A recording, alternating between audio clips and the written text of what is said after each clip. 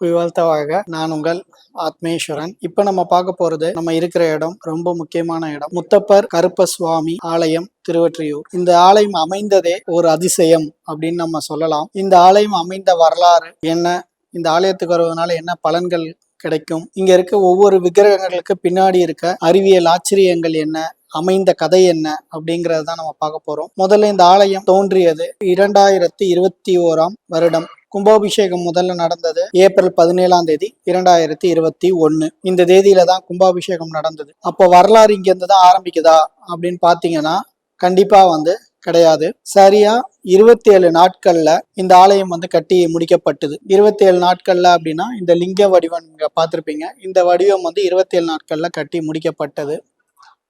எதனால இந்த இடத்துல இந்த ஆலயம் அமைஞ்சது அப்படிங்கிற சுவாரஸ்யமான தகவலை இப்ப நம்ம பார்க்கலாம்.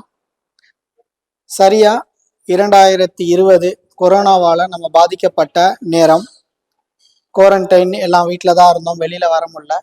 இதுக்கான காரணம் என்ன அப்படின்னு தேடும்போது பல காரணங்கள் கூறப்பட்டாலும் ஆன்மீக ரீதியாக ஏதாவது சாபம் இருக்கா, ஏன் இதனால மக்கள் அவதிப்படுறாங்க, அதாவது ஒருத்தர் ரெண்டு பேர்ல உலகம் முழுவதுமே மக்கள் அவதிப்படுறாங்க என்னங்கிற காரணத்தை தேடும் போது எங்களுக்கு ஒரு விசித்திரமான தகவல் கிடைச்சது பிரபஞ்சத்துக்கிட்ட இருந்து.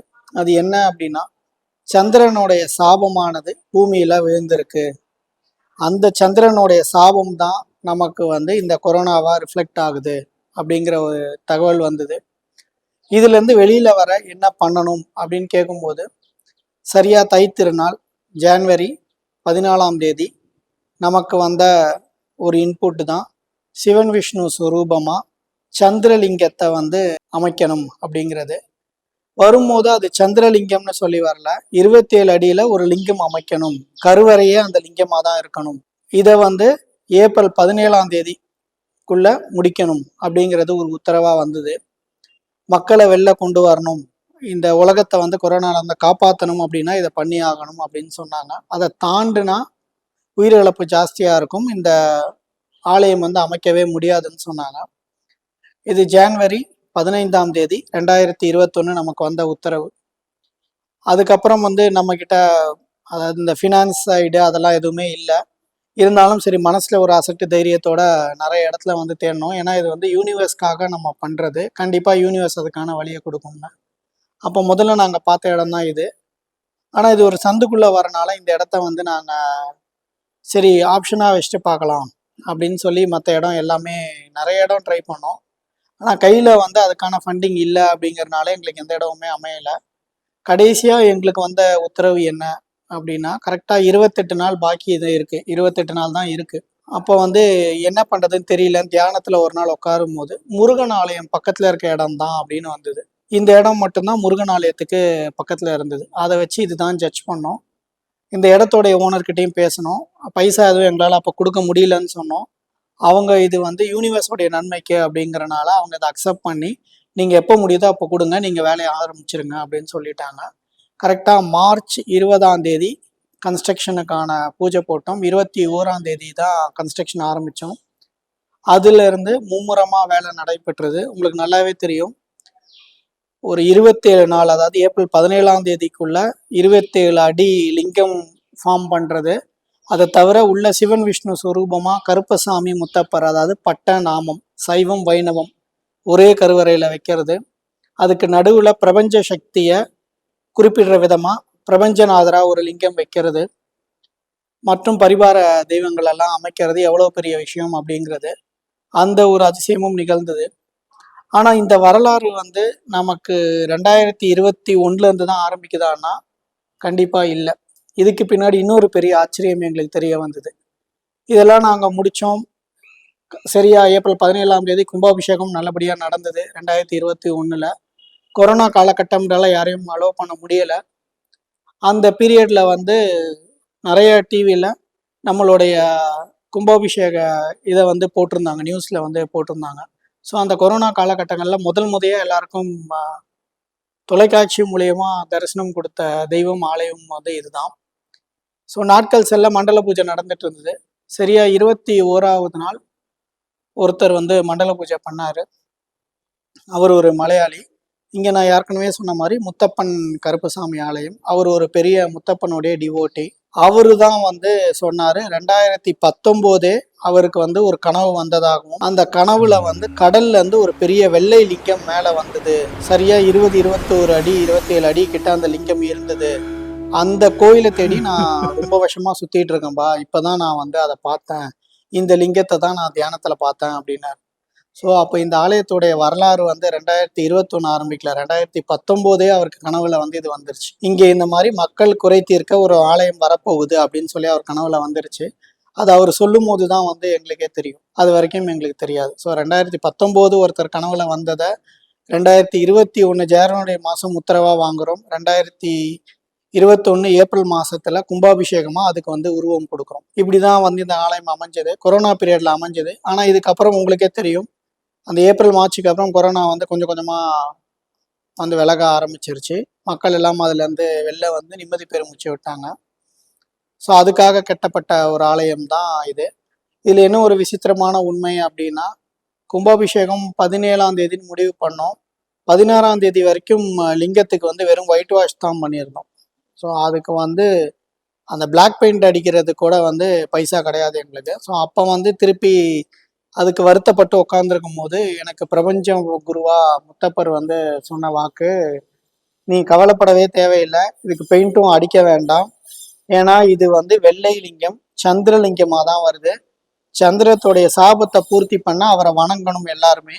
அதுக்கான ஒரு லிங்கமாக தான் இது இருக்கும். சிவசக்தி லிங்கமாகவும் இருக்கும் அப்படின்னு சொல்லி சொன்னாரு. அதுக்கப்புறம் தான் எங்களுக்கு வந்து ஒரு நிம்மதியே வந்தது. சரி, அப்போ வெள்ளை லிங்கம் தான் அப்படின்னா ஒயிட் வாஷோட பண்ணிடலாம் அப்படின்னு சொல்லி ரொம்ப விமர்சையா அந்த கும்பாபிஷேகம் வந்து பண்ணோம். வேத பாராயணங்கள்லாம் முழங்க வந்து அந்த கும்பாபிஷேகம் பண்ணோம். கிட்டத்தட்ட 2 நாள் அது நடந்தது. அப்படிதான் வந்து இந்த ஆலயம் உருவான ஒரு கதை. ஸோ இது எல்லாருக்குமே தெரியும், ரொம்ப பெரிய விசித்திரமான ஒரு ஆச்சரியமான விஷயம்தான். இன்னைக்கு நம்ம இடத்துல இருந்து பேசுறோம்னா அது வந்து கண்டிப்பா முத்தப்பர் கருப்பசாமியோடைய அருள்தான்னு சொல்லணும். அவங்கள தவிர யாராலையுமே இதை செஞ்சிருக்க முடியாது. இந்த ஆலயத்துடைய மற்ற உண்மைகள் என்ன, மற்ற ஆச்சரியத்தக்க உண்மைகள் என்ன, இது இது வந்து பிரபஞ்சத்தோடைய நன்மைக்காக அமைக்கப்பட்ட ஒரு ஆலயம். இங்க இருக்க ஒவ்வொரு தெய்வங்களுமே பிரபஞ்சத்தோடைய நன்மைக்காக தான் அமைக்கப்பட்டிருக்காங்க அப்படிங்கிறதும் ஒரு அதிசயத்தக்க உண்மை. இந்த ஆலயம் வந்து ஒரு லைஃப் சைக்கிள் ஆலயம், அதாவது வாழ்வியல் ஆலயமா தான் அமைக்கப்பட்டது. இது ஏன் இது வந்து ஒரு லைஃப் சைக்கிள் ஆலயம் எதை வச்சு சொல்றோம் அப்படின்னா, எல்லா கோயில்கள்லயும் இல்லாத ஒரு ஆச்சரியத்தக்க அதிசய உண்மை. ஏற்கனவே நான் சொன்னேன், சிவன் விஷ்ணு ஒரே கருவறையில எங்கேயுமே கிடையாது. அதாவது சைவம் வைஷ்ணவம் ஒரே கருவறையில கிடையாது, 2 உருவமா கிடையாது. சிவசங்கரன் கோயில்ல இருக்காரு, பட் அங்க ஒரே ரூபத்துல 2 பேர் இருப்பாங்க. ஆனா இங்கே வந்து 2 ரூபத்துல சிவன் விஷ்ணுவா வந்து இருப்பாங்க. பட்ட நாமம் இருக்கும் ஒரே கருவறையில. அது ஒரு விசித்திரமான உண்மை. இது வந்து அடுத்து வாழ்வியல் ஆலயம் அப்படின்னு எதை வச்சு சொல்றோம் அப்படின்னா, இந்த ஆலயத்துல முதல்ல நீங்க வந்து விநாயகரை பார்க்கலாம். இந்த விநாயகர் வந்து ஒரு குழந்தை உட்காந்தா எப்படி இருக்கும் அப்படி அந்த போஸ்ட்ல வந்து இருப்பார். அவருக்கு 3 முகம் இருக்கும். கால் வந்து இப்படி வச்சுட்டு ஒரு குழந்தை உட்காந்தா எப்படி இருக்குமோ அப்படிதான் இருப்பாரு. ஸோ இது வந்து ஒரு குழந்தை பிறந்தவுடனே இருக்கிற ஒரு ஸ்டேஜ். விநாயகருக்கு வந்து ஏன் 3 முகம், காது இருக்காது அப்படின்னா, குழந்தைங்களுக்கு சத்தம் வந்து புரியாது. ஆனா அந்த சத்தம் வர சைடு அவங்க தலையை திருப்புவாங்க. இதை குறிக்கிற விதமா அவருக்கு வந்து காது இருக்காது, 3 முகங்கள் தான் இருக்கும். 2வது ஸ்டேஜா பாத்தீங்கன்னா, ஒரு ஸ்கூலுக்கு போற ஒரு குழந்தை, அந்த ரூபத்துல பாலா திரிபுர சுந்தரி வந்து இருப்பாங்க. ஒரு ஸ்கூலுக்கு போற ஒரு குழந்தையா அந்த பொண்ணு வந்து இருக்கும்.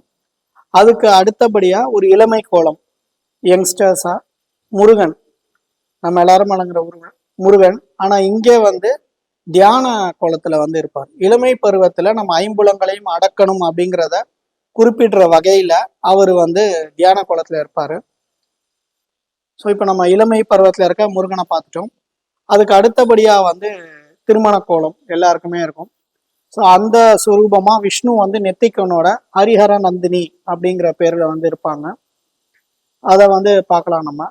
ஹரிஹர நந்தினா விஷ்ணுவோடைய மேலேயே அம்பாள் வந்து கையில கலசத்தோட உட்காந்துருப்பாங்க. 2 பேர் ஒரே பொசிஷன்ல தான் இருப்பாங்க. இந்த ரூபத்துல வந்து நம்ம உலகத்துல வேற எங்கேயுமே வந்து பார்க்க முடியாது. இதற்கு இந்த ஒரு லைஃப் சைக்கிளை தவிர இன்னொரு லைஃப் சைக்கிள் தான் பிரம்மச்சரிய கோலம் அப்படின்னு சொல்லுவாங்க. பிரம்மச்சரிய கோலம் அப்படிங்கிறது வந்து கல்யாணம் ஆகாதவர்களுக்கான ஒரு கோலமா இருக்கு. அதை குறிப்பிடுற வகையில கரெக்டா பின்னாடி வந்து ஆஞ்சநேயரும் விநாயகரும் பிரம்மச்சரிய கோலத்தை குறிப்பிடுற வகையில இருப்பாங்க. இதை தவிர நம்ம கருவுல ஃபார்ம் ஆகிற அந்த விந்தணுவை குறிப்பிடுற வகையில ஆத்மேஸ்வரர் ஒரு ஸ்படிக லிங்கமா வந்து பின்னாடி இருப்பார். ஸோ ஒரு லைஃப்ல கவர் ஆகிற எல்லா விஷயமுமே இங்க இருக்கும். இதை தவிர ஆண்டி கோலம் அப்படின்னும் ஒன்று இருக்கு. சிலர் வந்து அந்த பிச்சை எடுக்கிறது ஆண்டி கோலத்துல வந்து இருப்பாங்க. அதை குறிப்பிடுற வகையில கல்யாணத்துக்கு பிறகு ஒரு ஆண்டி கோலத்துல இருக்கிற மாதிரி இங்க வந்து பைரவர் வந்து பிரதிஷ்டை பண்ணியிருக்கோம். ஸோ ஒரு வாழ்க்கையில என்னெல்லாம், அதாவது ஒரு கரு ஃபார்ம் ஆகிறதுல இருந்து குழந்தையோடைய ஒவ்வொரு ஸ்டேஜ், குழந்தையில இருந்து வயசான கோலம் வரைக்கும் இந்த ஆலயத்துல வந்து கவர் பண்ணியிருக்கோம். அதனால இது வந்து லைஃப் சைக்கிள் ஆலயம் அப்படின்னு சொல்றது தான். ஸோ முக்கியமான விஷயம் இதில் என்ன அப்படின்னா, இதுக்கு பின்னாடி இருக்கிற இந்த விஷயங்கள் எதுவுமே எங்களுக்கு தெரியாது. பிரதிஷ்டை பண்ண அப்புறம் முத்தப்பர் வந்து சொல்லி தான் எங்களுக்கு ஒன்னொன்னும் வந்து தெரிய வந்தது. இது இந்த காரணத்துக்காக தான் வச்சிருக்கோம் அப்படிங்கிறது எல்லாமே ஒன்னொன்னா அதுலேருந்து தான் தெரிய வந்தது. ஸோ இதுதான் இந்த ஆலயம் உருவான ஒரு கதை. இந்த கதை நான் சொன்ன மாதிரி 2019 ஆரம்பிச்சிருக்கு. ஒருத்தர் கனவுல வந்ததுங்கிறதுலாம் ஓகே. அதே சமயத்துல முத்தப்பருடைய உத்தரவுப்படி சித்தன் அடிமை அப்படின்னு வந்து ஒரு குழு ஆரம்பிச்சோம். அந்த குழுவுல இருக்கவங்களுக்கு ஆன்மீகம் சார்ந்த விஷயங்கள், ஆன்மீகம் சார்ந்த பயிற்சிகள் வந்து அளிக்கப்பட்டது. அந்த குழுவுல கிட்டத்தட்ட ஒரு 18 பேர் இருந்தாங்க. அவங்களுக்கு ஆன்மீகம் சார்ந்த விஷயங்களையும் பயிற்சிகளையும் கொடுத்தோம். இதுவுமே 2019 தான் நடந்தது. அந்த குழு தான் வந்து முழுசா எடுத்து இந்த லிங்கத்தை வந்து பண்ணி முடிச்சாங்க. அவங்க எல்லாரும் சேர்ந்து பண்ண ஒரு குறிப்பு தான் இது. அவங்க குரு காணிக்கையா இல்ல குருவுக்காக செய்த ஒரு மிகப்பெரிய விஷயம் தான் இது. இந்த சித்தனடிமை டீம் ஃபார்ம் ஆனதும் அதே 2019. ஸோ இந்த ஆலயத்துடைய வரலாறு சரியா 2019 ஆரம்பிக்குது. மக்களை காப்பதற்காக, மக்களை கொரோனாவிலிருந்து மீட்பதற்காக எழுப்பப்பட்ட சந்திரலிங்கத்தை வணங்கி அனைத்து கஷ்டங்களிலிருந்தும் துயரங்களிலிருந்தும் விடுபடுவோம். ஏன்னா எப்பவுமே வந்து நம்ம சிந்தனை தான் நம்மளை பாதி கெடுத்துரும். சிந்தனைக்கான அதிபதி, நினைவுக்கான அதிபதி யாருன்னா சந்திரன் தான். ஸோ அந்த சந்திரனை லிங்க ரூபத்துல இங்க மட்டும்தான் நீங்க வழிபட முடியும். அதே வெள்ளை லிங்கம் இங்க மட்டும்தான் இருக்கு. அவரை வழிபட்டு நம்மளுடைய எல்லா கஷ்டங்களிலிருந்தும் சிந்தனை தெளிவு பெற்று வெளியே வருவோம். நன்றி. இதற்கு அடுத்தபடியா ஒவ்வொரு சிலைகள் பத்தி, அவங்கள வணங்கினா என்ன பலன்கள் அப்படிங்கிறத பத்தி நம்ம பார்ப்போம். புய்வாழ்த்தவாக. இந்த ஆலயத்தோட முதல்ல வீட்டிருப்பவர் நமது கணபதி பாலா திரிபுர விநாயகர். இவர் நான் யாருக்குமே சொன்ன மாதிரி ஒரு குழந்தை உட்கார்ந்தா எப்படி இருக்குமோ அதே மாதிரி உள்ளங்கால் தெரிய உட்கார்ந்துருப்பாரு. 3 முகங்கள் அதே மாதிரி இருக்கும். காது இருக்காது.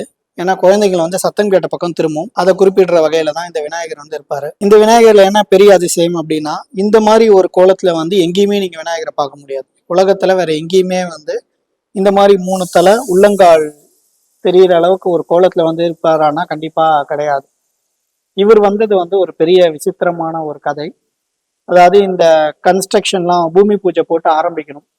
அதுக்கு முன்னாடி நாள் தியானத்துல வந்து முத்தப்பர் சொன்னது, இந்த பூமி பூஜைக்கு நம்ம வைக்க போற விநாயகரும் சரி, இந்த ஆலயத்தோடைய முதல் சிலையாக வரப்போற இந்த விநாயகரும் சரி, அவங்களுடைய பாதம் வந்து பூமியில படக்கூடாது அப்படின்னாரு. ஸோ அப்போ 2 பாதமுமே வந்து நான் வந்து இப்படி உட்கார்ந்த மாதிரி இருக்கலாமா கற்பக விநாயகர் குளத்துலன்னு கேட்டேன். கிடையாது, அவங்க பாதம் வந்து பூமியில பட்ட மாதிரி இருக்கக்கூடாது, உள்பாதம் வந்து இந்த மாதிரி இருக்கணும் அப்படின்னு சொல்லிட்டாரு. ஸோ அதுக்கப்புறம் வந்து நிறைய கூகுள்லாம் பண்ணி பார்த்தோம். இந்த மாதிரி ஏதாவது ஒரு விநாயகர் வந்து இருக்காரா, அட்லீஸ்ட் ஒரு போட்டோ இருந்தாதான் கொடுத்து அதை பிரிண்ட் அவுட் எடுக்க முடியும். பார்த்தோம். இதுல என்னன்னா, அவர் வந்து அடுத்த நாள் பூமி பூஜைக்கே நீங்க அந்த விநாயகர் சிலை தான் வைக்கணும் அப்படின்ட்டாரு. எங்கெல்லாமோ தேடி பார்த்துட்டோம், கிடைக்கல. 4 டீமா பிரிஞ்சு எங்கெல்லாம் சிலை எல்லாம் விற்கிறாங்களோ எல்லா சைடுமே என் டீம் வந்து போக ஆரம்பிச்சாங்க. ஒரு வாட்ஸ்அப் குரூப் கிரியேட் பண்ணி அவங்க அதுல இருக்க போட்டோஸ் எல்லாம் போடுவாங்க. எது நான் தியானத்துல பார்த்ததா அப்படிங்கிறத செலக்ட் பண்ற ஒரு டாஸ்க் எனக்கு இருந்தது. ஆனா முத்தப்பர் வந்து அந்த தியானத்துல சொல்லும் போதே சொல்லிட்டாரு, சரியா 1:30 மணிக்கு உனக்கு வந்து அந்த சிலை இருக்கிற இடம் தெரிஞ்சிடும். இங்க பூமி பூஜை வந்து 4 மணிக்கு வச்சிருந்தோம், 3 மணிக்கு சிலை இங்க வந்துடும் அப்படின்னு சொல்லிட்டாரு. ஆனா 1:15 மணி 1:20 வரைக்குமே எங்கேயுமே வந்து தெரியல. அதாவது நிறைய போகாத இடம், மகாபலிபுரம் வரைக்கும் போயிட்டாங்க, ரெட் ஹில்ஸ் எல்லாம் தாண்டி போயிட்டாங்க, கிரானைட் ஸ்டாச்சுல இருந்து எல்லாமே பார்த்துட்டாங்க. கடைசி வரைக்கும் எதுவுமே அமையல. அப்ப நிறைய போட்டோஸ் போடும்போது ஒரு போட்டோ பின்னாடி அந்த கடையில கேட்டிருக்காங்க, இந்த மாதிரி ஒரு விநாயகர் இருக்கிறாரா, உள்பாதம் இப்படி தெரியுற மாதிரினா எல்லாரும் சொன்ன ஒரே விஷயம், நீங்க ஆர்டர் பண்ணுங்க நாங்க செஞ்சு தரோம் அப்படின்னு தான் சொன்னாங்களே தவிர யாருமே இருக்குன்னு சொல்லல. இதே மாதிரிதான் ஒரு கடையிலயும் சொல்லியிருக்காங்க. அந்த கடையில இருந்து வேற விநாயகர் அவங்க போட்டோ அனுப்பும் போது எனக்கு ஒரு சின்ன தலையுடைய கிரீடம் வந்து தெரிஞ்சது. அப்ப எனக்கு முத்தப்பர் வந்து சொன்னது, அந்த சிலையை எடுக்க சொல்லு அப்படின்னாரு. அதே கடையில அவங்க அந்த மாதிரி சிலை இல்லை அப்படின்னு சொல்லிட்டாங்க. ஆனா இவர் அதை எடுக்க சொல்றாரு. நான் அங்க இருக்கவங்களுக்கு ஃபோன் பண்ணி இந்த மாதிரி அதை எடுங்க அப்படின்னு சொன்னேன். அதை எடுத்து பார்த்தா இதே அம்சத்துல உள்பாதம் தெரியிற மாதிரி அந்த சிலை வந்து இருந்து இது வந்து எல்லாருக்குமே எல்லாருக்குமே அப்போ ரொம்ப வியப்பாயிருச்சு. அப்போ சரியா பாத்தீங்கன்னா மணி வந்து 1:32 இருக்கும். ஸோ முத்தப்பர் சொன்ன மாதிரி அந்த உள்பாதம் தெரியிற விநாயகர் வந்து ரொம்ப ஆச்சரியமா எங்களுக்கு கிடைச்சாரு. உடனடியா அதை வந்து எடுத்துட்டு வாங்க அப்படின்னு சொல்லி அவன் அந்த சிலை வந்து இந்த சைஸ் தான் இருக்கும், இதே மாதிரி தான் இருப்பாரு. உடனடியாக எடுத்துட்டு வாங்க அப்படின்னு சொல்லி அவங்க பே பண்ணி அதை எடுத்துட்டு வந்துட்டோம். இங்க 4 மணி பூஜைக்கு வந்து அவர் உட்காந்துட்டாரு. நல்லபடியா பூஜை வந்து முடிஞ்சது. அந்த விநாயகர் வரும்போதே எங்களுக்கு தெரிஞ்சு போச்சு, இந்த ஆலயம் வந்து நம்ம கெட்டல, நம்மளால இங்க எதுவும் கிடையாது. அவங்க ஆல்ரெடி வந்து இது இப்படிதான், இதெல்லாம் நடக்க போகுது, இப்படி எல்லாம் நம்ம பண்ணணும், இதெல்லாம் நம்ம செய்யணும், யூனிவர்ஸ்க்காக ஒரு கோயில் வந்து அமைக்கணும், அமைய போகுதுங்கிறது எல்லாமே அவங்க டிஃபைன் பண்ணிட்டாங்க அப்படிங்கிறது முதல் சிலை விநாயகரை நாங்க கையில வாங்கும் போதே எங்களுக்கு வந்து கன்ஃபார்மா தெரிஞ்சு போச்சு. முதல் பூஜையிலேயே எங்களுக்கு தெரிஞ்சு போச்சு. முதல் பூஜை முடிஞ்சவொடனே ஒரு சாரல் மழையும் பெஞ்சுது. அப்போ எங்களுக்கு வந்து முழு திருப்தி ஆயிடுச்சு. இது வந்து யூனிவர்ஸ் ரன் பண்ண போகுது, நமக்கு இதுல வந்து பெருசா எதுவும் இல்லை, ஸோ அவங்க சொல்ற வேலையை நம்ம செய்யணும் அப்படிங்கிறது தான். அந்த 27 நாட்கள் வந்து ஒரு பெரிய போராட்டமாக தான் இருந்தது. ஏன்னா நான் யாருக்குமே சொன்ன மாதிரி கையில ஃபினான்ஸ் எல்லாம் கிடையாது. அடுத்த நாளைக்கு என்ன தேவையோ அது மட்டும் தான் எங்களுக்கு முன்னாடி நாள் வரும். இப்போ நாங்க வந்து ஒரு 200 சம்பளம் தரணும்னா அந்த 200 தான் வரும், அதுக்கு மேல எதுவும் வராது. ஒவ்வொரு நாளுமே இப்படிதான் ரன் ஆகிக்கிட்டே இருந்தது. ஸோ இது வந்து யூனிவர்ஸ்க்காக பண்ணாலும் ரொம்ப ஸ்ட்ரகிள் பண்ணி தான் வந்து இந்த லிங்கம் கன்ஸ்ட்ரக்ஷன் முடித்தோம். அதுக்கு முக்கியமாக அந்த சித்தனடிமை டீம் வந்து ரொம்ப சப்போர்ட் பண்ணியிருந்தாங்க. எல்லா சைட் டொனேஷன் வாங்குறது எல்லாமே பண்ணியிருந்தாங்க. இதில் என்னென்னா பூக்காரங்க, டீ கடை வச்சிருக்கிறவங்கல இருந்து பழக்கடை வச்சிருக்கிறவங்க வந்து எல்லாருமே நல்லா சப்போர்ட் பண்ணாங்க. அவங்களால முடிஞ்சதை வந்து கொடுத்து ஹெல்ப் பண்ணாங்க. ஸோ அப்படிதான் இந்த பிரம்மாண்ட 27 அடி வெள்ளை சந்திரலிங்கத்தை வந்து கொண்டு வர முடிஞ்சுது. அதுக்கு முழு முதற் சுழி போட்டு எங்களுக்கு துணையாக இருந்தது வந்து இந்த விநாயகர் தான். இவர் வந்த கதையும் பார்த்தோம். அவ்வளோ அதிசயமா எங்களாலேயே நம்ப முடியல. இப்போ வரைக்குமே அது எங்களுக்கு வந்து ஒரு மெய்சிலிர்ப்பாக தான் இருக்கு.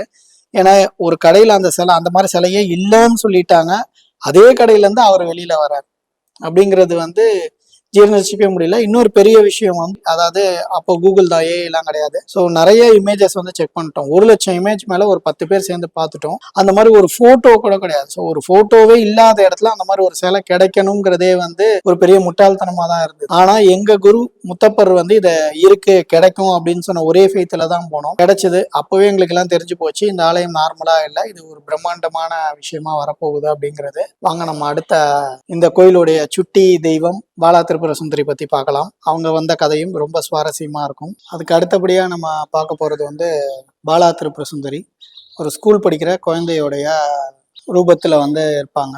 நம்ம சித்தர்கள் வணங்கின அம்பாள் யாரு அப்படின்னா பாலா திரிபுர சுந்தரி. இந்த ஆலயம் அமைக்கும் பொழுது, அதாவது இந்த ஆலயம் ஃபர்ஸ்ட் வந்து இந்த மாதிரி லிங்கம் வைக்க போறோம் அப்படின்னும் போது விநாயகர் நம்ம கண்டிப்பா வச்சுதான் ஆகணும்.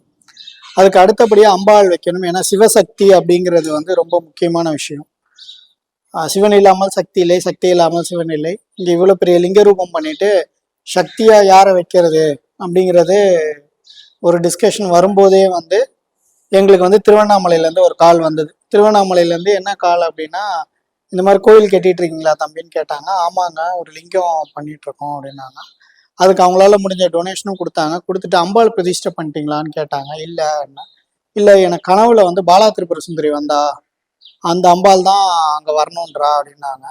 நான் அப்போ சொன்னது வந்து, ஆமாம், எனக்கு உத்தரவும் வந்து பாலா திரிபுர சுந்தரி அந்த குழந்தை ரூபத்தில் இருக்க அம்பாள் தான் வைக்கணும் அப்படின்னு. அதுக்கப்புறம் அவங்க கனவுல வந்து அதை போய் சொன்னது வந்து ரொம்ப பெரிய விந்தையாக தான் இருந்தது. ஏன்னா எங்களுக்கு வந்து முத்தப்பர் கருப்புசாமி சிலை செய்யறதுக்கு அந்த 27 நாள் அப்படிங்கிறது ரொம்ப ஷார்ட். ஸோ அதனால் நாங்கள் யோசிச்சது, லிங்கம் கன்ஸ்ட்ரக்ட் பண்ணி முத்தப்பர் கருப்புசாமி மட்டும் பண்ணிட்டு கும்பாபிஷேகம் முடிச்சிடலாம், அதுக்கப்புறம் வந்து விநாயகர் அம்பாள் எல்லாம் வச்சுக்கலாம் அப்படின்னு பிளான் பண்ணோம். ஆனால் அவங்க வந்து அவங்களே ஃபோன் பண்ணி இதை சொல்லும் போது எங்களுக்கு பிரமிப்பாக இருந்தது. அப்போ நாங்கள் கேட்டது வந்து, சரி நாங்கள் வேற டோனர் கூட பார்க்குறோம், எங்களுக்கு இந்த விநாயகர் சிலையும் முருகன் தியானத்தில் இருக்க மாதிரி ஒரு சிலையும் வேணும்னோம். அவங்களே அதை வந்து டேக் ஓவர் பண்ணிக்கிட்டாங்க. நாங்கள் வந்து இதுக்கு வேற வேற டோனர், அதாவது முருகனுக்கு வேற டோனர் வந்தாங்க, விநாயகருக்கு வேற டோனர் வந்தாங்க. நான் ஏற்கனவே சூழ்நிலை சொன்னேன், அடுத்த நாளைக்கு என்ன தேவையோ அது மட்டும் தான் எங்ககிட்ட இருக்கும், லேபருக்கு என்ன காசு தரணுமோ அது மட்டும் தான் இருக்கும், வேற எதுவும் இருக்காது. இந்த இந்த 3 சிலையும் அவங்க ஃபோன் பண்ண அடுத்த ஒரு வாரத்தில் வந்து ரெடி பண்ணாங்க, கடகடன்னு பண்ணாங்க. ஸோ அதில் இந்த அம்மா வந்து எப்போவுமே இங்கே இருக்கிற, இப்போ வரைக்குமே இங்கே இருக்க எல்லாருக்குமே ஒரு பெட்டான சாமி யார் அப்படின்னா இவங்க தான். ரொம்ப ரியாலிட்டி, அந்த குழந்தை சேட்டை எல்லாமே இருக்கும். இங்க வர எந்த குழந்தைங்களையுமே அழ வச்சா இவங்களுக்கு வந்து பிடிக்காது. குழந்தைங்கள அவங்க இஷ்டத்துக்கு வந்து விட்டுறணும். இவங்களுக்கு வந்து பெருசா நீங்க எந்த வேண்டுதலும் வேணாம். ஒரு புளிப்பு மிட்டாயை வச்சு நீங்க என்ன வேண்டுறீங்களோ அதை வந்து கொடுக்குற ஒரு தன்மை அவங்களுக்கு இருக்கு.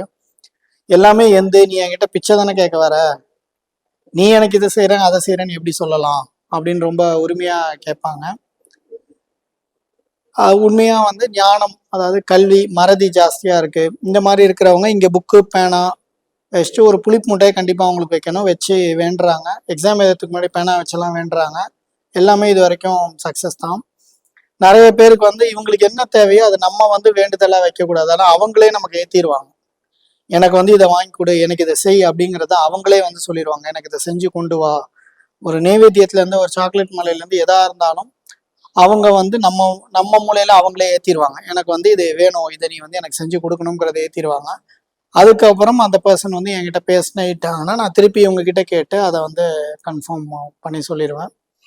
ஸோ சித்தர்கள் வந்து இங்கே வர போகிறாங்க அப்படிங்கிறது முன்னாடி வந்து எங்கள் யாருக்கும் தெரியாது. நான் யாருக்குமே சொன்ன மாதிரி 2022 தான் எங்களுக்கு வந்து அந்த ஐடியாவே, அந்த வல்லக்கோட்டையில் வந்து அந்த இன்ஸ்ட்ரக்ஷனே வந்தது. நம்ம ஆலயம் பண்ணது 2021. அப்போவே வந்து சித்தர்கள் வணங்கின அம்பாள் இங்கே வந்திருக்காங்க அப்படின்னா, நான் ஏற்கனவே சொன்ன மாதிரி இந்த ஆலயம் அப்படிங்கிறது தேவர்களுடைய ப்ரீ பிளான்டு தான். ஏற்கனவே இதெல்லாம் பிளான் பண்ணி தான் வந்து அவங்க ஒன்றா பண்ணிட்டு இருக்கிறாங்க. ஸோ இந்த அம்மாவுடைய ஸ்பெஷாலிட்டி யாருக்குன்னே சொல்லிட்டேன். அந்த புளிப்பு மிட்டாய் அதை வச்சு நீங்கள் என்ன கேட்டாலும் அவங்க வந்து கிராண்ட் பண்ணிடுவாங்க. பேனா ஒரு 5 பேனா கொண்டு வந்து வச்சு ஒரு பேனா அவங்க கிட்ட கொடுத்துருவோம், மிச்சம் 4 பேனா அவங்க கையால் வேற யாருக்காவது கொடுத்துடணும். ஸோ அந்த கல்விக்கான உதவி, கல்விக்கான தியானம், இது எல்லாமே பண்ணோம். குழந்தை இல்லாதவங்க இங்கே வந்து இந்த மாதிரி சங்கு வந்து வாங்கி வைப்பாங்க, பாலூட்டுற சங்கு. இதை வந்து வேண்டி வச்சு எடுத்துகிட்டு போவாங்க. இல்லை நாங்களே, அவங்க சொல்லுவாங்க இதை அவங்களுக்கு கொடுத்து விடு அப்படின்னு சொல்லுவாங்க. சொன்னாங்கன்னா நாங்கள் அதை கொடுத்து விட்டுருவோம். ஆனால் அவங்க சொன்னால் தான் கொடுக்க முடியும், நீங்களா கேட்டு கொடுக்க முடியாது. அவங்க சொன்னால் கொடுத்துருவோம். கொடுத்துட்டா அவங்க அந்த அந்த வேண்டுதலை ஏற்றுக்கிட்டாங்க அப்படிங்கிறத அர்த்தம். குழந்தை பேர் இல்லாதவர்கள் முதல்ல என்ன செய்வாங்கன்னா 6 மாதுளையில மாலை கட்டி விநாயகருக்கு வந்து சாத்துவாங்க. சாத்தி சங்கட சதுர்த்தியில அவருக்கு நைவேத்தியம் பண்ணுவாங்க. இது வரைக்கும் எல்லாமே சக்ஸஸாக தான் முடிஞ்சிருக்கு. கல்விக்கான பேரை வந்து இவங்க எடுத்துக்கிறாங்க. குழந்தை பேராங்க, கல்வி பேரிங்க. குழந்தை பருவம் பார்த்துட்டோம். அடுத்தபடியாக நம்ம பார்க்க போகிறது இளமை பருவம். ஏற்கனவே நான் சொன்ன மாதிரி முருகன் இளமை பருவத்தில் 5 புலங்களையும் அடக்கி இருக்கணும் என்பதை குறிக்கிற வகையில் தியான ரூபத்தில் வந்து இங்கே முருகன் அமர்ந்திருக்காரு. இது என்ன வித்தியாசமாக இருக்குது, முருகன் நின்றுட்டு இருப்பார் இல்லை வள்ளி தேவானையோட இருப்பார் அப்படின்னு உங்களுக்கு ஒரு கேள்வி வரலாம். நான் ஏற்கனவே சொன்ன மாதிரி இங்கே நாங்கள் தியானத்தில் என்ன பார்க்குறோமோ அதை தான் வந்து உருவமாக கொண்டு வந்து வைப்போம். ஸோ அதே மாதிரி முருகன் எங்களுக்கு காட்சி கொடுத்தது, இந்த ஆலயத்தில் நான் இப்படி தான் வருவேன் அப்படின்னு சொன்னது வந்து ஆரம்ப காலகட்டங்களில் இந்த தியான கோலம் தான். அதே மாதிரி சித்தர்களில் ஆதி சித்தனா வந்து இவர் இங்கே அமர்ந்து இருக்கிறாரு. இவரை பார்த்த அப்புறம் தான் நம்ம சித்தர்களை தரிசனம் பண்ணவே போடுவோம். மேலே வந்து குரு சரணாலயம் இருக்குது, குரு சரணாலயத்துக்கு இப்படி தான் போகணும். அதுக்கு சித்தர்களுக்கு ஆதி சித்தன், ஆதி சித்தன் ஏன் இவர் சொல்கிறோம் அப்படின்னா, முருகன் தான் முதல்ல ஆண்டி கோலம் எடுத்து எல்லாமே மாயை அப்படின்னு சொல்லி பழனியில் நின்னது. அந்த சிலையை உருவாக்குனதும் ஒரு சித்தர் தான், போகர் புலிபவனி சித்தர் சேர்ந்து தான் அந்த சிலையை உருவாக்கியிருக்காங்க. இந்த முருகன் வந்து இங்க தியான கோலத்துல இளமை பருவத்துல குறிக்கிறார். நான் யாருக்குமே சொன்ன மாதிரி ஸோ அமைதி அப்படிங்கிறது நம்ம இளமை பருவத்துல ரொம்ப முக்கியம். எந்த முடிவு எடுக்கிறதா இருந்தாலும் நம்ம அமைதியா சிந்திச்சு அந்த முடிவை எடுத்தோம்னா நம்ம வாழ்க்கை நல்லபடியா இருக்கும். இதை குறிக்கிற விதத்துல தான் இவர் வந்து இங்க தியான கோலத்துல இருக்கிறாரு. இந்த முருகனுடைய சிறப்பு என்ன அப்படின்னு பாத்தீங்கன்னா, வேலை இல்லாதவங்க, தொழில் சரியா போகாதவங்க இவர் முன்னாடி உட்காந்து தியானம் பண்ணணும். சாமி கும்பிட்டுட்டு போக கூடாது, ஏன்னா அவரே தியானத்துல தான் இருக்காரு. இப்போ ஒருத்தங்களுக்கு தெலுங்கு தெரியும்னா நீங்க தெலுங்குல தான் அவர் கம்யூனிகேட் பண்ணுவீங்க, கன்னடம் தெரியும்னா கன்னடத்துல தான் பண்ணுவீங்க. மற்ற லாங்குவேஜ்ல பண்ணா அது வந்து அவங்களுக்கு சேர ஆகுது. அவர் தியானத்துல இருக்கும்போது நம்மளும் அதே மாதிரி தியானத்துல உட்காந்து ஆத்மார்த்தமா அவரை நோக்கி பிரார்த்தனை பண்ணா அவர் அதை ஏற்றி இது வரைக்கும் எல்லாத்தையும் வந்து முடிச்சு கொடுத்துருக்கிறார். இதை தவிர ஆன்மீகத்துல பெரிய லெவல் வரணும், ஆன்மீகத்துல நான் நிறைய கத்துக்கணும், ஒரு முக்தி நிலை அடையணும் அப்படின்னு நினைக்கிறவங்க இவரை வழிபடலாம். செவ்வாய்க்கிழமை இவருக்கான சிறப்பு பூஜைகள் நடக்கும். பாலா திரிபுர சுந்தரிக்கு வெள்ளிக்கிழமை வந்து சிறப்பு பூஜைகள் நடக்கும். சங்கட சதுர்த்தி அன்னைக்கு விநாயகருக்கு சிறப்பு பூஜைகள், ஹோமங்கள்லாம் நடக்கும். சனிக்கிழமை அன்னைக்கு ஹரிஹர நந்தினிக்கு நடக்கும். சரிங்களா? ஸோ வேலை இல்லாதவர்கள், தொழில் நல்லா வரணுங்கிறவங்க, இந்த முக்கியமாக இந்த இளமை பருவம், திருமணம் தாண்டி இளமை பருவத்தில் இருக்கிறவங்க, இல்லை திருமணம் ஆகியும் இந்த வேலைவாய்ப்பு இல்லாமல் பரிதவிக்கிறவங்க வந்து இங்கே இவரை வந்து வணங்கலாம். அடுத்து நம்ம பார்க்க போகிறது கண்ணகி கோவலனோட இருக்க ஒரே ஆலயம். இந்த கண்ணகிக்கு என்ன ஸ்பெஷல் அப்படின்னா, யாருக்குன்னு சொல்லிட்டேன், கோவலனோட இருக்க ஒரே ஆலயம் இதுதான். அவங்க கோவலனோட இருக்கும் போது தான் சந்தோஷமா இருப்பாங்க அப்படிங்கிறது ஒரு ஐதீகம். அதுக்காக தான் அவங்க வந்து தன்னுடைய உடம்போடவே வந்து சொர்க்கலோகத்துக்கு வந்து கோவலன் கூட போயிடுறாங்க. இந்த திருவெற்றியூருக்கும் கண்ணகிக்கும் இருக்கிற தொடர்பு என்ன அப்படின்னா, இங்க பெரிய கோயில்ல இருக்க வட்டபாறை அம்மன்கிறது வேற யாரும் இல்ல, கண்ணகி தெய்வம் தான். அவங்களுக்கு இங்க ஒரு ஆலயம், சன்னதி எல்லாமே இருக்கு. இங்க கண்ணகி மதுரையை எரிச்சிட்டு வந்த அப்புறம் ஆக்சுவலா அவங்க மதுரை மாநகரத்தை ஃபுல்லா எரிக்கல, அந்த அரசபையை மட்டும்தான் எரிச்சாங்க. எரிச்சிட்டு அந்த கோவத்தோட வந்து கோவலனை அடைய வழி தேடும் போது அந்த கோவத்தை குறைக்க பெரிய இங்க தியாகராஜர் கோயில்ல இருக்க அக்னி தீர்த்தம் வெளியிலேயே இருக்கும். இப்ப அங்க தண்ணி இல்லை. அக்னி தீர்த்தத்துல குளிச்சு அவங்க கோவத்தை குறைச்சு சாந்தமாயி அதுக்கப்புறம் இங்க இருந்து போனதா ஒரு ஐதீகம் இருக்கு. அப்பேற்பட்ட கண்ணகி இங்க இருக்கிறாங்க அப்படிங்கிறதே ஒரு பெரிய விஷயம். மங்கள நாயகி கண்ணகி அப்படின்னு சொல்லுவாங்க. அதுவும் அவங்களுடைய துணையான அவங்க யாரை தேடி யாருக்காக மறுபிறப்பு மாதிரி வாழ்ந்தாங்களோ கோவலனும் இங்க வந்து இருக்காரு. இங்க என்ன ஸ்பெஷாலிட்டி அப்படின்னு பாத்தீங்கன்னா, நிறைய புருஷங்க வந்து குடிக்கிறாங்க அப்படி இப்படி நிறைய கம்ப்ளைண்ட் வரும். அந்த மாதிரி இருக்கிறவங்க இங்க விளக்கேத்தி வேண்டுனா அவங்க திருந்தி அவங்க 2 பேரும் சேர்ந்து நல்லபடியா வாழ்றதுக்கான ஒரு வழியை வந்து கண்ணகி தெய்வம் வந்து அமைச்சு கொடுப்பாங்க. அப்படிங்கிறதுல எந்த மாற்று கருத்தும் கிடையாது. அதே மாதிரி பிரிந்த குடும்பங்கள் ஒன்று சேரத்துக்கும் இங்க வேண்டலாம். முக்கியமா புருஷன் பொண்டாதி பிரிந்து இருந்தாங்கன்னா அவங்களுக்கு வந்து இங்க வேண்டி விளக்கேற்றலாம். அவங்க கண்டிப்பா சேர்த்து வைப்பாங்க. அப்படிங்கிறதுல எந்த மாற்று கருத்தும் இல்லை. அடுத்து நம்ம பார்க்க போறது பிரம்மச்சரிய கோலம், ஆஞ்சநேயர் மற்றும் விநாயகர். இந்த விநாயகர் வந்து கற்பக விநாயகர் மாதிரி கையில வந்து லிங்கத்தோட இருப்பாரு. இவர் பேர் ராஜ கற்பக விநாயகர். திருவொற்றியூர் தியாகராஜருடைய ஆட்சியில இருக்கிற இடம். அந்த இடத்துல அவருக்கு அடுத்தபடியா நான் வந்து சிம்மாசனத்துல ராஜா கோலத்துல இருக்கிறேன், இந்த இடத்துல தான் ஆட்சி செய்யறேன் அப்படின்றத சொல்ற மாதிரி ராஜ கற்பக விநாயகரா இருக்காரு. கற்பக விநாயகனாரே தெரியும், நமக்கு கேட்டதை அருள்ற பெரிய விஷயம் வந்து அவர்கிட்ட இருக்கு. அவர் கூட ஆஞ்சநேயருடைய பலமும் சேருது. இவங்க 2 பேரும் சேர்ந்துதான் இருக்காங்க. இங்க இவங்களுக்கு என்ன ஸ்பெஷாலிட்டி அப்படின்னு பாத்தீங்கன்னா, நவகிரக தோஷங்கள் வந்து நிறைய பேருக்கு வந்து ஜாதகத்துல இருக்கும். அதுக்கு நவகிரக பரிகாரங்கள் அப்படின்லாம் நிறைய பண்ணுவோம். இங்க இவங்க 2 பேரை சுத்தி வரும்போது நமக்கு இருக்க நவகிரக தோஷங்கள் வந்து பூர்த்தி ஆகுது. அது மட்டும் இல்லாம கல்யாணம் ஆகாதவர்கள் இவருக்கு 21 மஞ்சள்ல அவங்க கையால மாலை கட்டி ஒரு நைவேத்தியம் செஞ்சு பாலாபிஷேகம் செய்து வர 5 சங்கட சதுர்த்திக்குள்ள அவங்களுக்கு வந்து திருமணம் வந்து நிச்சயமாயிருது. இது சங்கட சதுர்த்தி அன்னைக்கு தான் பண்ணும், விநாயகருக்கு பண்ணணும். ஆஞ்சநேயர் பொறுத்தவரையில நோய்வாய்ப்பட்டு இருந்தாங்க அப்படின்னா அவங்க வந்து இந்த ஆஞ்சநேயருக்கு சனிக்கிழமையில வெண்ணெய் சாத்தணும். 108 வாட்டி ஸ்ரீராம ஜெயம் எழுதிட்டு அதை ஒரு மாலையா போட்டு அவருக்கு வந்து வெண்ணெய் சாத்தணும். வெண்ணெய் வாயில கொஞ்சம் சாத்திட்டீங்கன்னா போதும். அப்புறம் அந்த வெண்ணெயை வந்து பிரசாதமா நாங்க திருப்பி உங்களுக்கே கொடுத்துருவோம். அதை நீங்க வந்து உண்டு வர உங்க உடம்புல இருக்க நோய் வந்து குறைய ஆரம்பிச்சிடும், உங்க ஆத்ம பலம் வந்து கூட ஆரம்பிச்சிடும். அப்படியே இல்லைன்னாலும் அந்த நோய்க்கான தீர்வு அது யார்கிட்ட போனா சரியாகுமோ உங்களை அங்க கொண்டு போய் அவர் சேர்த்துருவாரு. அவரு ராம வீர ஆஞ்சநேயர் அப்படின்ற பேர்ல இருக்கிறாரு. இவரு ராமருடைய பரம பக்தன். அதனாலதான் அவருடைய பேரையே இனிஷியலா அவர் வந்து வச்சுட்டு இருக்காரு, ராம வீர ஆஞ்சநேயர்னு. சோ எந்த நவகிரக தோஷமா இருந்தாலும், திருமண தடையா இருந்தாலும், உடல்நல குறைவு இருந்தாலும் இவங்களை வந்து வணங்கலாம். நம்ம இப்ப பார்த்துட்டு இருக்கிறது பூமாதேவி. கிருஷ்ணர் இங்க கையை மேல் நோக்கி காட்டுற மாதிரி இருக்கும். ஒரு குரு ஸ்தானத்துல வந்து இங்க இருக்கிறார். கலியுகம் ஆரம்பிக்கிறதுக்கு முன்னாடி பகவத்கீதை அப்படிங்கிற ஒரு பெரிய விஷயத்த வந்து கிருஷ்ணர் நமக்கு கொடுத்திருக்கிறார். கலியுகம் எப்படி இருக்கும், அதுல எப்படி நடந்துக்கணும் அப்படிங்கறத வந்து அதுல ரொம்ப விலாவரியா இருக்கும். அதே மாதிரி இப்போ கலியுக மக்களுக்காக அவர் வந்து கலியுக கீதை அப்படின்னு ஒரு விஷயத்த வந்து கொடுத்திருக்கிறாரு. இந்த புக்கோடைய அதிசயமான விஷயம் என்ன அப்படின்னா, நம்ம எந்த இக்கட்டான சூழ்நிலையில அந்த புக்கை திறந்து பார்த்தாலும் நம்ம எதை மாத்திக்கணும், இந்த பிரச்சனையில இருந்து வெளியில வர்றதுக்கு எதை நம்ம மாத்திக்க வேண்டி இருக்கு அப்படிங்கிற ஒரு சொல்யூஷன் வந்து அதுல இருக்கும். ஸோ அதுதான் இந்த புக்கு வந்து ஒரு மிகப்பெரிய அற்புதமான பொக்கிஷமான புக்கா இருக்கு. இந்த புக்கு வேணும்னு நினைக்கிறவங்க கோயில்ல இருக்க கேட்கலாம், அவங்க வந்து கொடுத்துருவாங்க. கலியுக கீதை புக்கோடைய பேரு. ஒரு குரு ஸ்தானத்துல கிருஷ்ணர் கொடுத்தனால அவர் இந்த ரூபத்துல இருக்கிறாரு. பூமியில வாழ்றவங்களுக்கு கொடுத்தனால அவங்க பக்கத்துலயே வந்து பூமாதேவி இருப்பாங்க. பூமாதேவியை ஏன் இங்க பிரதிஷ்டை பண்ண வேண்டிய சூழல் வந்தது அப்படின்னா, சரியா 2024 நிறைய மண் சரிவு எல்லாம் ஏற்பட போகுது, நிறைய பேர் வந்து அதுல அழிய போறாங்க. அதுக்கு வந்து நம்ம பூமாதேவி வழிபாட்டை மீண்டும் கொண்டு வரணும் அப்படிங்கிற ஒரு இன்ஸ்ட்ரக்ஷன் தியானத்துல வந்தது. மீண்டும் கொண்டு வரணும் அப்படின்னா எங்களுக்கு வந்து அது சரியா புரியல. அதுக்கப்புறம் தான் எங்களுக்கு நிறைய விஷயங்கள் தெரிய வந்தது. பூமாதேவி வழிபாடு அப்படிங்கிறது நம்ம முன்னோர்கள் குலதெய்வ வழிபாடு எப்படி வச்சிருந்தாங்களோ அந்த மாதிரி பூமாதேவி வழிபாடு வச்சிருப்பாங்க. அவங்க எதை குடிக்கிறதுக்கு முன்னாடி பூமியில கொஞ்சம் ஊத்திட்டு பூமாதேவிக்கு சமர்ப்பணம் அப்படின்னு ஒரு வார்த்தையை சொல்லுவாங்க. அது இன்னைக்கும் பல தாத்தா பாட்டி அவங்க பீரியட்ல பாத்தீங்கன்னா இன்னைக்கும் நிறைய பேர் ஃபாலோ பண்றாங்க. பட் இந்த பூமாதேவி வழிபாடு அப்படிங்கிறது ஒண்ணு இல்லாமலே போயிடுச்சு. இன்னைக்கு நம்ம எத்தனை தெய்வத்தை வழிபட்டாலும் அந்த தெய்வங்கள் எங்க இருக்குன்னா இந்த பூமியில தான் இருக்கு. ஸோ இவங்க ஒருத்தரை நீங்க வழிபட்டாலே எல்லாரையும் வழிபடுறதுக்கு வந்து சமானம். இவங்களுடைய ஸ்பெஷாலிட்டி என்ன, எதுக்காக இவங்களை வழிபடணும் அப்படின்னா, நிலத்தகராறு, சொத்து தகராறு இருக்கிறவங்க, முக்கியமா நிலம் பூமியை சார்ந்த தகராறு இருக்கிறவங்க, இவங்க கிட்ட 2 விளக்கேத்தி வழிபட்டீங்க அப்படின்னா அது வந்து உங்களுக்கு சாதகமாக முடியும். அந்த நிலத்தகராறும் வந்து முடிவுக்கு வரும் அப்படிங்கிறதுல எந்த சந்தேகமும் இல்லை. உச்சந்தலைய இவங்களுக்கு முன்னாடி வச்சு வழிபடணும் அப்படிங்கிறது ஒரு ஐதீகம். ஏன் அப்படின்னா நம்ம வந்து அவங்கள காலில் போட்டு தான் மிதிச்சிட்டு இருக்கோம். இது வரைக்கும் பிறந்ததுலேருந்து இறக்குற வரைக்கும் அதை தான் பண்ணுறோம். இதுக்கு நடுவில் இவங்களுடைய வழிபாட்டு முறையா ரிவர்ஸில் நம்ம உச்சந்தலையை அவங்க முன்னாடி வைக்கும் போது அவங்க சாந்தமாறாங்க அப்படிங்கிறது ஒரு கணக்காக முத்தப்பர் கொடுத்துருக்கிறாரு. ஏன் அவரே வரும்போது அவரும் அதை பண்றாரு. அந்த உச்சந்தலையை பூமியில வைக்கும் போது சாந்தமாறாங்க. ஏன்னா முத்தப்பரே வந்து எங்க நிக்கிறாரு அப்படின்னா பூமாதேவி மேலதான் நிக்கிறாரு. அதனால அவருமே அதை பண்ணுவாரு. நம்ம எல்லாருக்கும் ஒரு தாய் ஸ்தானத்துல இருக்கிறது வந்து பூமாதேவி தான். அதை குறிக்கிற வகையில அவங்களுடைய தொப்புள் கொடியில இருந்து நம்ம பூமியை வந்து வர மாதிரி இங்க சிலை வந்து வடிவமைச்சிருக்கு. யாருக்குமே சொன்ன மாதிரி இது தியானத்துல பார்த்த ஒரு சிலை தான்.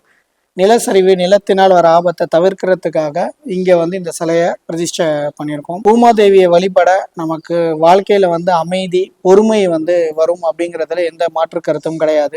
அடுத்து நம்ம பார்க்க போறது குரு தத்தாத்திரேயர். இந்த கோயிலுடைய வரலாறை பத்தி நான் சொல்லும்போது 2019 ஆரம்பிச்சதா சொன்னேன். ஆனா இந்த தத்தாத்திரேயருடைய சிலை ரெடி ஆனது 2012.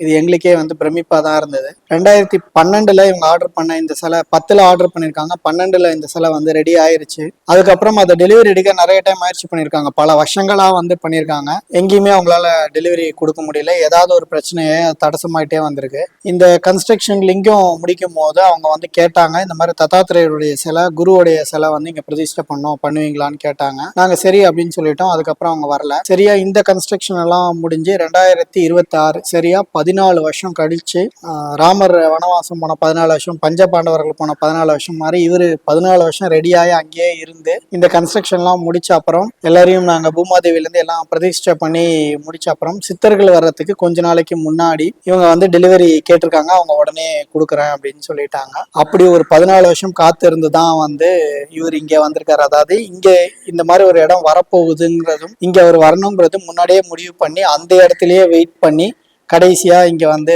இறங்கியிருக்காரு. ஆன்மீகத்துல ஒரு பெரிய ஞானம் வேணும், மனசுல வந்து பொறுமை, நிம்மதி வேணும் அப்படிங்கிறவங்க வந்து இவரை வழிபடலாம். கேட்டதை அருள்பவர், மும்மூர்த்திகளின் ரூபம், அதாவது சிவன், விஷ்ணு, பிரம்மாவுடைய ரூபத்துல இருப்பாரு. சாந்த சுரூபியா இருப்பாரு. நோயில இருக்கிறவங்களும், தீராத நோய் இருக்கிறவங்க வந்து இவரை வழிபடலாம். அது தவிர நான் யாருக்குமே சொன்ன மாதிரி ஆன்மீகத்துல ஒரு நல்ல முன்னேற்றம் வேணுங்கிறவங்க இவர் வந்து குருஸ்தானத்துல இருக்கனால இவரை வழிபடலாம். நன்றி. நம்ம இப்போ பார்த்துட்டு இருக்கிறது ஆத்மேஸ்வரர். இவர் தான் நான் ஏற்கனவே சொன்ன மாதிரி அந்த விந்து அப்படிங்கிற ஒரு நிலையை குறிக்கிறவர். வயிற்றுல வந்து கருவா இருந்து வளர்ற ஒரு நிலையை குறிக்கிறவர். இவருடைய ஸ்பெஷாலிட்டி, இவர் ஆத்மேஸ்வரர் அப்படின்னா அந்த தீபத்துடைய ஒளி அந்த லிங்கத்துல தெரியும், ஸ்படிக லிங்கத்துல. அதுல இருந்து நமக்கு வந்து ரிஃப்ளெக்ட் ஆகும். நம்ம இவரை பார்க்கறது வந்து நம்மளே பார்த்துக்கிற மாதிரி தான். ஸோ தன்னுடைய குணாதிசயங்கள், தன்னுடைய கர்ம வினைகள்ல இருந்து சேஞ்ச் வேணும், நம்மளுடைய குணாதிசயத்தை நம்ம மாத்திக்கணும் அப்படின்னு நினைக்கிறவங்க, மாறணும், என்னால வெளியே வர முடியல, வரணும்னு நினைக்கிறவங்க இவர் முன்னாடி தினமும் ஒரு 5 நிமிடம், 5 கூட வேணாம், ஒரு 2-3 நிமிஷம் நீங்க வந்து அமைதியா தியான நிலையில அமர்ந்தாலே உங்களுடைய மாற்றங்களை வந்து நீங்களே பார்க்கலாம். ஏன்னா ஆத்மேஸ்வரர்ன்றது நம்மளை தான் அவர் வந்து குறிக்கிறாரு. நம்மளுடைய பிம்பம் தான் அவரு. ஸோ இதை நம்ம பண்ணும்போது கண்டிப்பா நம்மளை வந்து நம்ம மாத்திக்கிறதுக்கான எல்லா வழிகளும் வந்து பிறக்கும். நம்மளே நம்ம மாத்திப்போம். அந்த வித்தியாசத்தை நம்ம உணரலாம். ஹரிஹர நந்தினி, நான் சொன்ன மாதிரி வந்து திருமண கோலம்.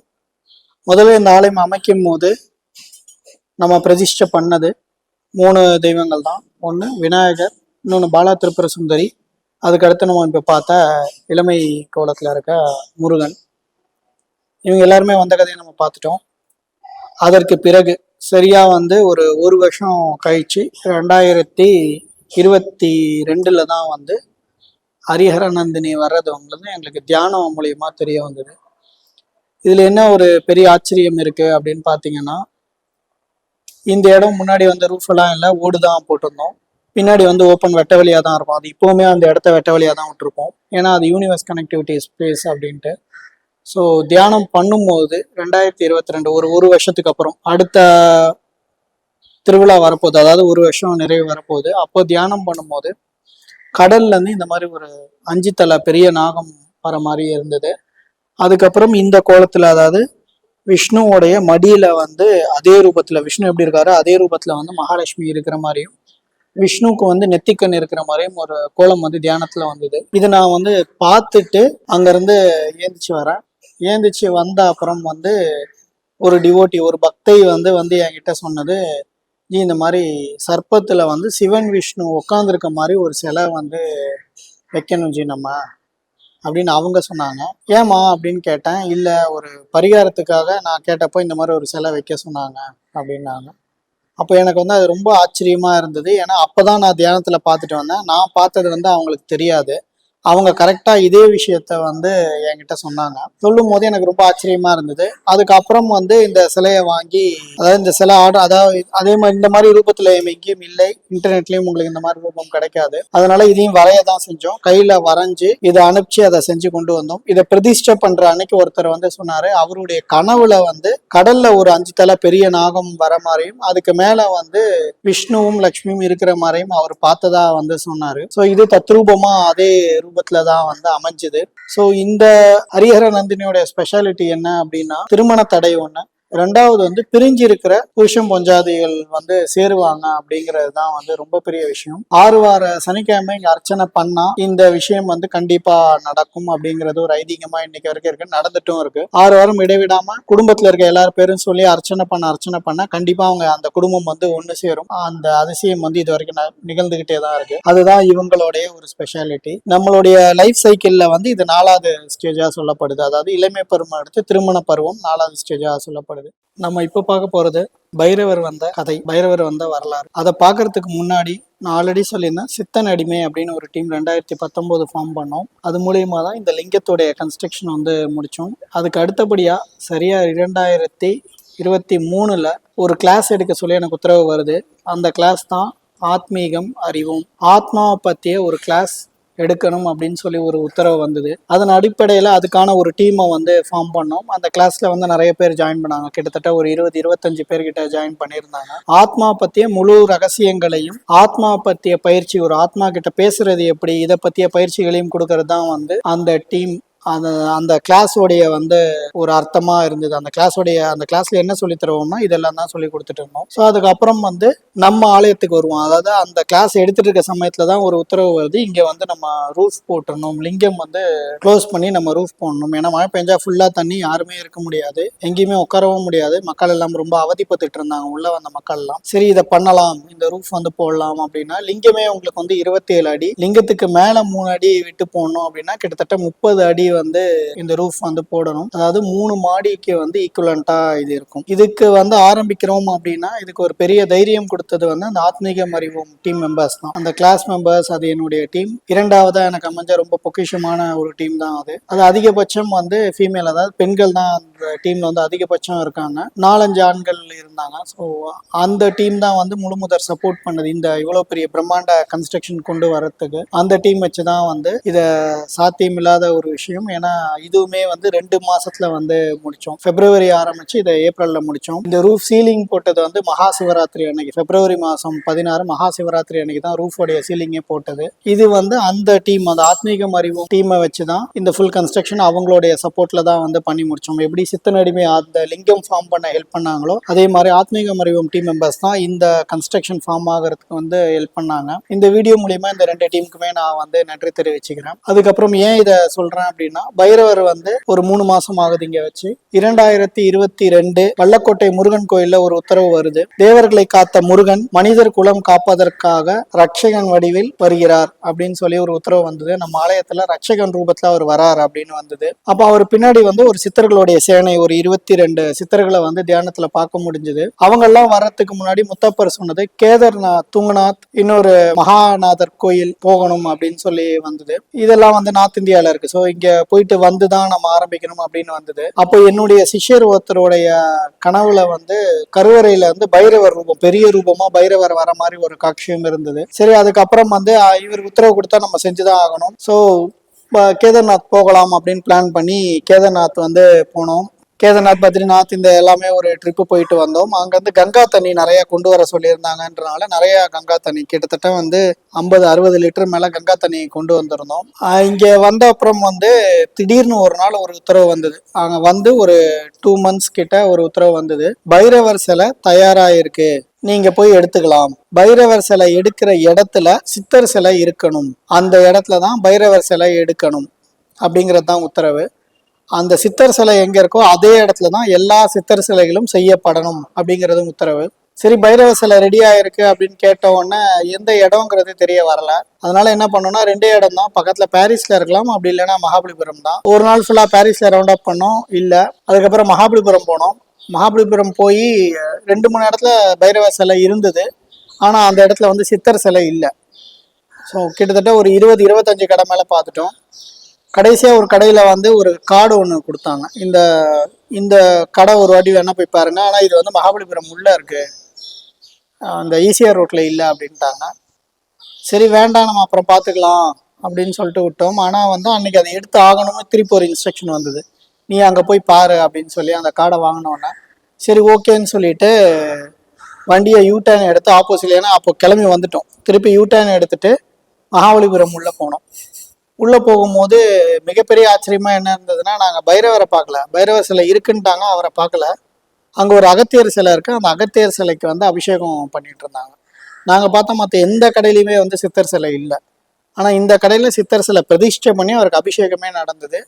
அதை பார்த்தோன்னே நான் கன்ஃபார்ம் பண்ணிட்டேன், அதாவது இங்கே தான் வந்து இந்த பைரவர் தான் எடுக்க போகிறோம் அப்படின்னு. அதுதான் நீங்கள் பார்த்துட்டு இருக்க பைரவர். அவங்க அப்புறம் இந்த பைரவர் கொண்டு வந்து வச்சாங்க. வச்ச உடனே வந்து அவங்க கொண்டு வந்து வைக்கிறாங்க, மழை, பயங்கர மழை, அதாவது ரொம்ப அடிச்சு பெய்யுது. ஆப்போசிட்ல வரவங்க கூட தெரிய மாட்டாங்க, நீங்க கார்ல போனீங்கன்னா, அந்த அளவுக்கு வந்து ஒரு அடமழை.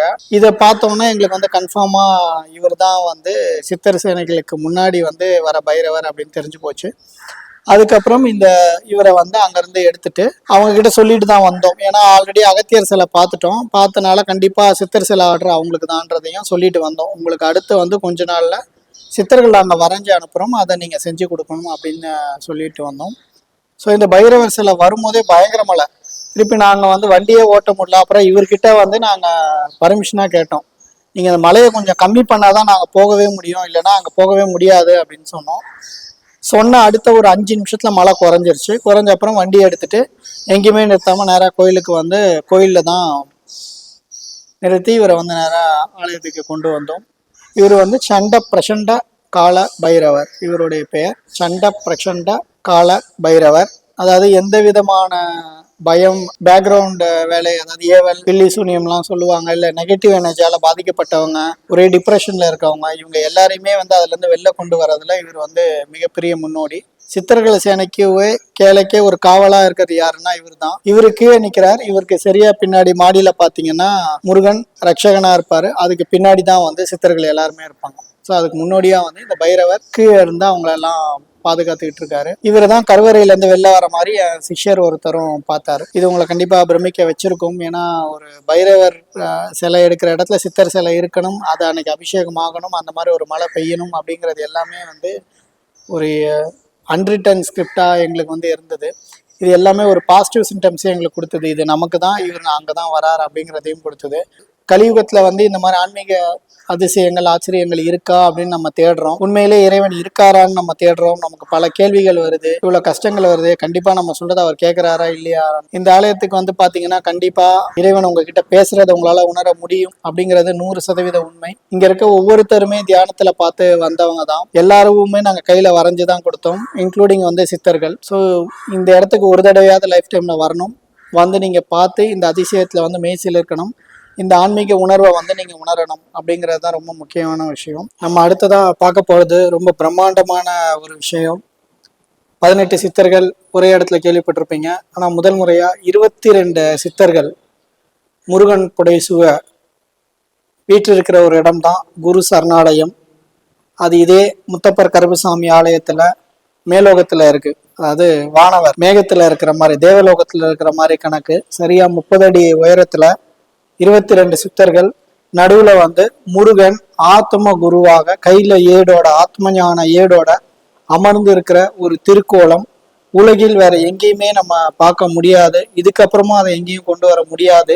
மிக பிரம்மாண்டமான ஒரு விஷயம். 22 சித்தர்களை ஒரே இடத்துல காண்றது வந்து இன்னைக்குன்னு இல்லை, என்னைக்குமே அது வந்து நமக்கு ஒரு எட்டா கனியா தான் இருக்கும். எப்பவுமே நம்ம போட்டோல பாக்குற முருகன் அதை சுத்தி இருக்க சித்தர்களை லைவா நேரடியா பாக்குற ஒரே இடமா இந்த இடம் அமைஞ்சிருக்கு. அந்த இடத்துடைய பேரு தான் குரு சரணாலயம். குருவை நாம் சரணாகதி ஆகும் ஆலயம் அப்படின்னு சொல்லலாம். குரு சரவணனின் ஆலயம் அப்படின்னு சொல்லலாம். இங்க சரவணன் அப்படிங்கிறது முருகனை குறிப்பிடுது. முருகன் இந்த இடத்துல நான் சொன்ன மாதிரி ஒரு ஆத்ம குருவா, அதாவது சித்தர்களுக்கு குருவா அமர்ந்திருக்கிறார். தன்னுடைய அப்பன் ஈசனுக்கு பாடம் எடுத்த அவரு எல்லா சித்தர்களுக்கும் அந்த சேனைகளுக்கு தளபதியா ரட்சகனாக ஒரு 15 அடி முருகனும் இதே இடத்துல வீட்டுல இருக்கிறார் அப்படிங்கிறது ஒரு ஆச்சரியமான விஷயம். இந்த ஆலயத்துல மட்டும்தான் முருகனை நீங்க 3 கோலத்துல பார்க்க முடியும். ஒண்ணு தியான கோலம், ஆதிசித்தனா பாக்குறோம், இளமை பருவத்தை குறிக்கிறது. அதற்கு அடுத்தபடியா சரியா 45 படிகள் ஏறி 30 அடிக்கு மேல நீங்க போனீங்கன்னா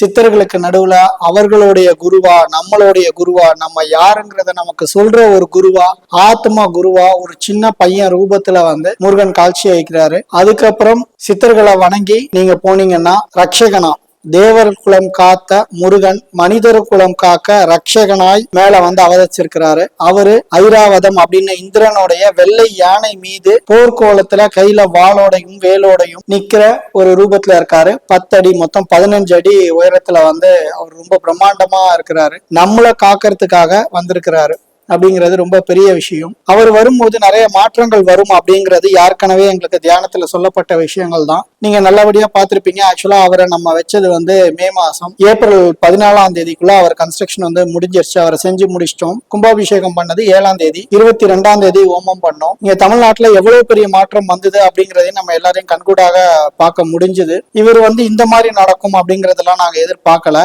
ஆனா மிகப்பெரிய மாற்றம் வருங்கிறத மட்டும் அவர் சொல்லியிருந்தாரு. அதுக்கேற்ற மாதிரி அவ்வளவு பெரிய மாற்றம், அதாவது அன்எக்ஸ்பெக்டட் சேஞ்சை நம்மளால அவர் அப்புறம் பார்க்க முடிஞ்சது. மக்களுடைய மனநிலையில பெரிய மாற்றத்தை அவர் கொடுத்திருக்கிறாருன்னு சொல்லலாம். மக்கள் மனதில் மாயையை விளக்க வந்த ஆத்ம குரு அப்படின்னு அவரை சொல்றாங்க. சோ ஒரு ஆத்ம குருவா நம்மளுக்குள்ள இருக்க மாயையை விளக்கி நம்மளை ஞானத்தின், ஆத்ம ஞானத்தின் வழியில கொண்டு செல்றதுக்காக தன்னுடைய சித்தர் சேனையோட இங்க வந்திருக்கிறார். ஏன்னா இங்க ஏமாற்றவங்களை ஐடென்டிஃபை பண்ணலாம். ஆனா நம்ம வாழ்றதே ஏமாற்றவங்களுக்கு நடுவுல தான். நம்ம வாங்குற பொருள் தரமான பொருள் கிடைக்காது. சுவாசிக்கிற காற்று, குடிக்கிற தண்ணி எதுவுமே தரம் இல்லாத ஒரு விஷயமா தான் இருக்கு. அதுக்கு நடுவுல நம்ம வாழ்ந்துட்டு இருக்கோம். இதுக்கு நடுவுல ஒரு ஞானத்தை பெறணும் அப்படின்னு நினைக்கிறதே அதுக்கே ஒரு பெரிய ஞானம் வேணும் அப்படிங்கிறது தான் உண்மை. அது மட்டும் இல்லாம இந்த விஷயத்த குரு அப்படிங்கிற இந்த யுகத்துல குரு அப்படிங்கிறவர் கிடைக்கிறது ரொம்ப பெரிய விஷயம். அதுவும் 22 குருக்களுக்கு நடுவுலங்கிறது ரொம்ப பெருசு. வாங்க அவங்களை தரிசனம் பண்ணுவோம்.